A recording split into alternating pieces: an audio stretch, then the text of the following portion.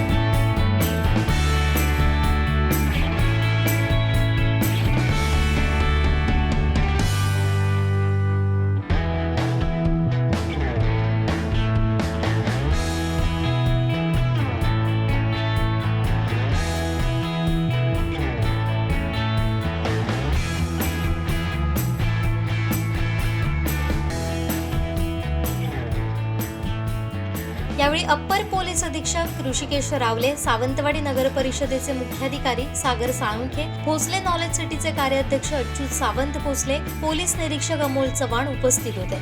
या प्रदर्शनामध्ये श्वान पथक, बॉम्ब शोधक, नाशक पथक, सायबर गुन्हे सुरक्षा, अग्निशस्त्रे, फॉरेन्सिक युनिट, महिला सहाय्य, वाहतूक नियमन आणि नियंत्रण, पोलीस दलाची रचना, कार्यपद्धती याबाबत माहिती देण्यात येते. श्वान पथक, बँड पथक यांनी शानदार मांडणी केली. विद्यार्थ्यांना खिळवून ठेवलं. प्रास्ताविक पोलीस निरीक्षक अमोल चव्हाण तर स्वागत पोलीस उपनिरीक्षक माधुरी मुळीक यांनी केलं. यावेळी उपस्थित मान्यवरांचा सन्मान करण्यात आला. शहर आणि परिसरातील शाळांमधील विद्यार्थी, नागरिक, पोलीस पाटील, ज्येष्ठ नागरिक यांनी प्रदर्शनाला भेटी देऊन पाहणी केली.